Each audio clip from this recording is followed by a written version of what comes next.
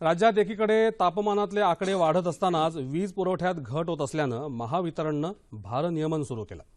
राज्यात मागच्या वर्षीच्या तुलनेत यंदा 2000 मेगावॅट विजेची मागणी वाढली आहे। एकूणच भारनियमनाचा मोठा फटका नागरिकांना तसंच उद्योगधंद्यांना बसतोय। याच पार्श्वभूमीवर राज्याची सध्याची भारनियमनाची स्थिती आणि उपाययोजना या विषयावर सविस्तर चर्चा करण्यासाठी ज्येष्ठ पत्रकार संजय जोग आज आपल्या स्टुडिओमध्ये आले आहेत। संजयजी, 9:30च्या बातमीपत्रात आपलं अगदी मनपूर्वक स्वागत। नमस्कार। राज्यातली वीज निर्मिती आणि वीज पुरवठ्याबाबत सद्यस्थिती नेमकी कशी आहे? एक 2-4 मुद्द्यामध्ये हे सांगायला लागेल। एकूण महाराष्ट्रामध्ये म्हणजे जसं आता देशाच्या लेवलला आत्ताचा जो उन्हाळा आहे त्यामुळे जी विजेची जी एकदम डिमांड वाढली, तर त्याचा महाराष्ट्र हा सुद्धा एक्सेप्शन असू शकत नाही। महाराष्ट्रामध्ये सडनली 2000 मेगावॉटनी ही विजेची डिमांड वाढली। त्यामुळे याचा परिणाम काय झाला तर साधारण 4000 मेगावॉटचा तुटवडा आपल्याला झाला। तो केवळ ह्या विजेच्या डिमांड वाढल्यामुळे नाही, तर त्याच्यात भरपूर फॅक्टर आहेत। एक म्हणजे त्याला म्हणतात तसं इंटरनल फॅक्टर आहेत आणि काही बाहेरनं जे अपेक्षित असतात एक्सटर्नल फॅक्टर आहेत। त्यातले आपण 2-3 महत्त्वाचे मुद्दे इथे मांडूया। एक म्हणजे साधारण 2100 मेगावॉट ही जी पॉवर आहे ती आपल्याला जे खासगी जे पॉवर प्रोड्युसर आहेत त्यांच्याकडनं येतात आणि त्याचबरोबर आपले जे महाजेनकोचे कोराडी असेल किंवा त्या व्यतिरिक्त आणखीन जे 2-3 प्रोजेक्ट्स आहेत तर तिथे आता तांत्रिक कारणामुळे ते बंद आहेत, जे सार्वजनिक उपक्रम आहेत। ॲब्सोल्युटली। त्यामुळे 2100 मेगावॉट हे आपण बाजूला ठेवू। त्या व्यतिरिक्त साधारण जसं आपल्याला काही बरं नाही झालं की डॉक्टरकडे जाऊन ट्रीटमेंट घ्यावी लागते, चेकिंग करावे लागतं, तर ही रेग्युलर फीचर आहे। म्हणजे जे जेनको आहेत, म्हणजे आपल्या महाजेनकोच्या संदर्भात बोलायचं झालं किंवा एनटीपीसीची जी जनरेशन सेंटर आहे त्या संदर्भात बोलायचं झालं तर त्याची एक वार्षिक मेंटेनन्स करावा लागतो। त्याला म्हणतात फोर्स आणि जे टेक्निकल आउटेज म्हणजे ते करावेच लागतात। ते केले नाही ती जी जनरेशन अपेक्षित आहे ते होणार नाही। त्यामुळे असे जे आहेत ते साधारण 1000 ते 1500 मेगावॉटचे देशात आणि एकूण ज्या महाजेनकोचे त्याचे आहेत। याचा परिणाम काय झाला, पण त्याला आणखीन एक जोडून महाराष्ट्रामध्ये आणखीन एक आपल्याला एक ॲडव्हान्टेज आहे, तो म्हणजे साधारण 2000 मेगावॉट एवढी जी वीज ही आपल्याला कोयनासारख्या अशा एका हायड्रो प्रोजेक्ट करणं मिळते, जे महाजेनको करतं।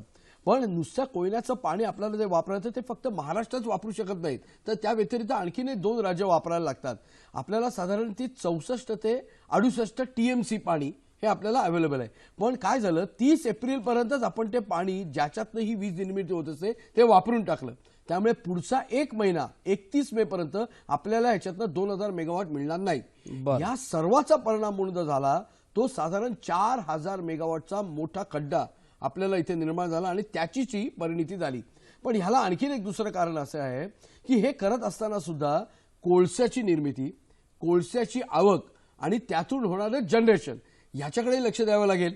त्यामुळे जे आपल्याला जे आपण जे म्हणतो खासगी जे एकूण जे जनरेटर आहेत, मग त्याच्यामध्ये अडाणी असेल आणि त्याचबरोबर रतन पॉवर प्रोजेक्ट याच्याकडनं साधारण आपल्याला 660 मेगावॉटचे आणि 540 मेगावॉटचे एवढे जे 2 प्रकल्प आहेत, म्हणजे त्यांचे जे संच आहेत ते काही तांत्रिक कारणामुळे बंद आहेत। मग त्याच्यात कोलची अवेलेबिलिटी नसेल किंवा त्याच्यातनं जे अपेक्षित जो पीएलएफ आहे तो येत नसेल, तर त्याचा इथे परिणाम झाला। आणि ह्या इथे सांगायला पाहिजे आपल्या इथे जे दर्शक आहेत त्यांना की आपल्या ह्या संदर्भात महावितरणनी लॉंग टर्म पॉवर परचेसचे अग्रीमेंट केलेले आहेत, त्यामुळे ती आपल्याला पॉवर अपेक्षित आहे पण येत नाहीये, हा एक मुद्दा झाला।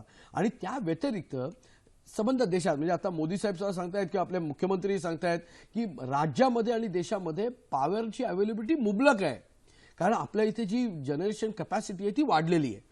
संबंध देशाच्या जर आपण एकूण जर विचार केला तर जी स्थापित क्षमता आहे ती जवळपास 3 लाख मेगावॉट आहे। हा उच्चांकच बघायला पाहिजे भारताच्या दृष्टीने। पण फक्त प्रॉब्लेम काय आहे की एप्रिलपर्यंत म्हणजे उन्हाळ्याची जी तीव्रता वाढेपर्यंत देशाच्या लेवलला जे पॉवर एक्सचेंज आहे, म्हणजे आपल्या इथे जसं बॉम्बे स्टॉक एक्सचेंज आहे तसं पॉवर एक्सचेंज 2 आपल्या इथे एक्सचेंज कार्यान्वित आहे। तिथे जी मिळणारी वीज होती ती साधारण 2 रुपयापासून 2 रुपये 20 पैसे 2 रुपये 30 पैसे मिळत होती। पण ह्या डिमांडमुळे कसं डिमांड सप्लाय हा इकॉनॉमिक्समध्ये जसं इम्पॉर्टंट असतं, जेव्हा डिमांड वाढली तो सप्लायवर कन्स्ट्रेंट राहते, त्यामुळे एक्सचेंजची पॉवरची जी किंमत होती ती वाढली, ती साधारण 2 रुपये 80 पासून 3 रुपये 50 पैसे पर्यंत झाली। तर ती आपण घेऊ शकतो का, ह्या सर्वाचा विचार केल्यामुळे आता परिस्थिती निर्माण झाली. मला असं थोडं आता आश्वासक वाटतंय की आजच आपले जे वीज मंत्री आहेत बावनकुळे साहेब त्यांनी असं सांगितलेलं की येत्या 7 दिवसात आपण हा प्रश्न सोडू. मला असं वाटतं 7 दिवस आपण कडे लक्ष द्यायला वाट पाहिजे. बघायला हवी. ऍब्सोल्युटली. एकंदर तुम्ही जी कारणं सांगितली या सगळ्या कारणांमुळे आपल्यावर ही भारनियमनाची वेळ परत येऊन ठेपलेली आहे. बरोबर. बरं, या भारनियमनाचा फटका नेमका कसा आणि कोणाला बसणार आहे? करेक्ट. आता साधारण महाराष्ट्रामध्ये विचार केला गेला ना तर आत्ताची जी डिमांड एकूण जी वाढली ती साधारण 19,500 ते जवळपास 20,000 मेगावॉट पर्यंत झाली. ह्याची जर तुलना करायची झाली तर दुसरं राज्य आहे तर ते तामिळनाडू, तिथे 15,000 झाली. उत्तर प्रदेश जिथे साधारण 13,000 मेगावॉट झाली आणि गुजरात आहे तिथे 7,000 मेगावॉट झाली. पण महाराष्ट्रासारख्या महाकाय राज्यामध्ये साधारण महावितरणतर्फे जी वीज पुरवली जाते म्हणजे त्याच्यात कृषी ग्राहक असतील, ॲग्रिकल्चर आपल्यासारखे ग्राहक असतील, सर्वसामान्य ग्राहक असतील, MSME असेल, त्यांची साधारण जी संख्या आहे ती जवळपास 3 कोटी आहे. बरं. तर त्यामुळे मला तेच म्हणायचं ह्याच्यातला साधारण जो मेजर जो इम्पॅक्ट जो जाणवतो ना तो म्हणजे जो खालच्या स्तरातले बेसिकली जे MSME म्हणू शकतो त्यांना, त्यानंतर ज्यांची जी अवेलेबिलिटी म्हणजे थोडक्यात सांगायचं झालं की आपल्यासारखे ज्यांची जी म्हणजे 100 युनिटपासून 200 युनिटपासून असेल त्यांना कसं होतंय. ह्याचा आणखीन एक तिसरा महत्वाचा आहे की हे करत असताना कृषी पंपाकडे काय झालंय आता उन्हाळ्यामुळे पाण्याचा उपसा वाढलेला आहे. साधारण सकाळी 8 वाजल्यापासून जर का तुम्ही कृषीचे पंप सुरुवात केली आणि ते जर सारखे चालू राहिले तर त्याचा इम्पॅक्ट इतर जो सप्लाय असतो त्याच्यावर होणार. तर त्यामुळे ह्याच्या सर्वाचा जो विचार करता कृषी असेल, आपल्यासारखे ग्राहक घर जे रेसिडेन्शियल कन्झ्युमर्स असतील ते, MSME असतील, स्मॉल अँड मीडियम असतील, ह्याच्यावर खरं तर हा मेन परिणाम झालेला दिसतो. बरं, उद्योगधंद्यांना जास्त फटका बसेल का? मला असं वाटतं उद्योगधंद्यामध्ये 2 कॅटेगरीज आपल्याला कराव्या लागतील. काही जे उद्योग आहेत त्याला म्हणतात जसं आता ती प्रणाली सगळ्यांना माहिती आहे 24/7 म्हणजे जे कंटिन्युअस प्रोसेस असतात, आयर्न, स्टील, मॅन्युफॅक्चरिंग, इंजिनिअरिंग. तर ह्याच्यामध्ये त्यांना त्यांचा जनरेशन बॅकअप असतो. त्यामुळे त्यांच्याकडे महावितरणकडे येणारे सप्लाय पण त्याचबरोबर त्यांचा बॅकअप, त्यामुळे त्यांच्यावर परिणाम होणार. पर्याय नाही. पण त्यांनी काय झालेलं आहे आणखी एक महावितरणने एक हे केलेली मुभा दिलेली आहे की रात्रीच्या साधारण जेव्हा त्याला म्हणतात पीक डिमांड नसते, ऑफ पीक डिमांडमध्ये त्यांना पॉवर अवेलेबिलिटी करून देणार. त्यामुळे ते रात्रीच्या शिफ्टमध्ये त्यांचं प्रोडक्शन करू शकतात. पण त्याचबरोबर जे आपल्यासारखे जे ग्राहक आहेत त्यांना मग म्हणजे सर्वात महत्वाचा मुद्दा काय आहे ना की कोणाचं ओझं कोणाच्या खांद्यावर. तसं झाले ना की मी जो ग्राहक आहे, मी जे येणारं जे बिल आहे ती कायद्याच्या अखत्यारीत मी रेग्युलर भरतोय पण मला विजेचा तुटवडा भासवला गेला जातोय. हे खरं कुठेतरी विसंगती आहे. ती विसंगती भरण्यासाठी आता खरं तर राज्य सरकार असेल, महावितरण असेल आणि पर्यायी केंद्राचं सरकार हे आता मदत करतच आहे राज्यांना. म्हणजे जी उदया म्हणून जी स्कीम आलेली आहे तर त्या अंतर्गत वीज प्रणाली आहे त्याचं सक्षमीकरण असेल, सुदृढीकरण असेल आणि ज्या संस्था आहेत म्हणजे त्याला म्हणतात युटिलिटीज, त्या युटिलिटी ज्यांचा लॉस साधारण 4 लाख कोटीपर्यंत गेलेला आहे तो लॉस कमी होऊन ह्या कशा आणखीन सुदृढ होतील, पायाभूत सुविधा कशा वाढतील ह्याकडे लक्ष द्यायचं. त्याची महाराष्ट्राने त्याच्या संदर्भात अग्रीमेंट केलाय तर त्याचाही आपल्याला केवढा लाभ घेता येईल त्याकडे लक्ष द्यायची गरज आहे. त्याच्यातून नेमका मार्ग काढायचा कसा? म्हणजे ऊर्जा निर्मितीच्या बाबतीत किंवा वीज निर्मितीच्या बाबतीमध्ये, वीज पुरवठ्याच्या बाबतीमध्ये आपल्याला जर स्वावलंबी व्हायचं असेल महाराष्ट्र राज्याला तर काय उपाययोजना करायला हव्यात? आता 2-3 गोष्टी याच्यात कराव्या लागतील. एक म्हणजे आपल्या इथे जे जुने होत चाललेले म्हणजे त्याला म्हणतात डिफंक्ट असतील, ओल्ड असतील, ज्यांच्याकडनं आपल्याला अपेक्षित जो प्लांट लोड फॅक्टर आहे तो कमी होत असेल अशाचं बेसिकली त्याला म्हणतात तसं रिनोव्हेशन करण्याची गरज आहे. म्हणजे आपल्या इथे केंद्र सरकारने आणि राज्य सरकारतर्फे आत्ताच्या संदर्भातला एक मेमोरंडम केलेला आहे. तो जर आपण राबवला तर त्याच्यात जे अपेक्षित PLF आहे तो वाढेल, त्यामुळे जनरेशनची अवेलेबिलिटी वाढेल.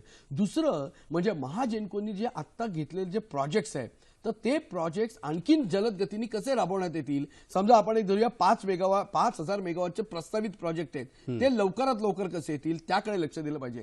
तिसरं मी मगाशी म्हटलं तसं कोराडीचा प्रोजेक्ट हा आत्ता अत्यंत पद्धतीने त्याला म्हणतात 660 मेगावॉटचा आत्ता जी असणारी जी अद्ययावत जी यंत्रणा आहे सुपर क्रिटिकल आणि सेमी क्रिटिकल ह्याच्यामधली अशी असणारी पण तो स्टॅबिलाइज का होत नाही तर त्याकडे लक्ष दिलं पाहिजे. आणि सर्वात महत्वाचं म्हणजे की ह्याला टेक्निकल इनोव्हेशन तांत्रिक ह्याच्यावर भर देऊन पायाभूत सुविधा वाढवणं, नवीन जेव्हा ज्या तांत्रिक आहे त्यानुसार आपले जे वीज आणि म्हणजे त्याला म्हणतात खरं आहे, पहिलं त्याला म्हणायचे की दरोडा, वीजची तूट म्हणजे जे काय असेल त्याला ट्रान्समिशन आणि डिस्ट्रीब्युशन लॉस आहे ते कमी करणं, म्हणजे राज्य आपला प्रयत्न करतेच आहेत, त्याच्यावर आणखीन भर देणं. आणि तिसरा महत्वाचा म्हणजे ग्राहकांची जबाबदारी आहेच ना.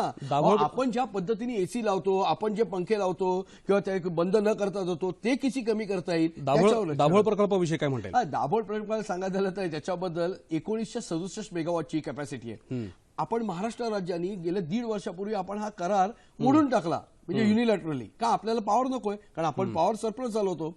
आणि आता त्याच्यातनं साधारण 479 मेगावॉट एवढी पॉवर 4 रुपये किंवा 4 रुपये 17 पैशांनी आपण रेल्वेला पुरवतोय.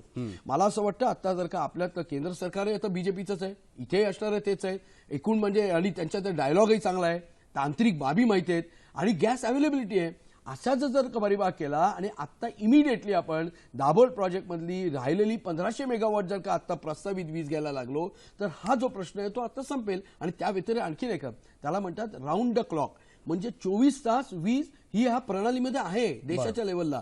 ती जर आपण आता इमिडिएटली 500 मेगावॉट घेऊ शकलो, जी आपल्याला साधारण 2 रुपये 45 पैसे ते 2 रुपये 60 पैशाने अवेलेबल आहे, ती जर घेतली तर बऱ्याच अंशी हे जे लोड शेडिंग आहे ते आता आपल्याला कमी झालेलं दिसेल. संजयजी, तुम्ही खूप छान माहिती सांगितली.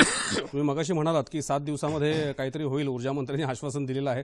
7 दिवस काय की आणखीन त्याच्या पुढच्या काळामध्ये चांगली अपेक्षा धरायला हरकत नाही. त्याचबरोबरीने ग्राहकांनी सुद्धा सामंजस्याची भूमिका घ्यायला पाहिजे, तुम्ही सुचवल्यानुसार. आणि ते खरं आहे, तुम्ही सुचवल्यानुसार, पण ते खरं आहे, वस्तुस्थिती आहे.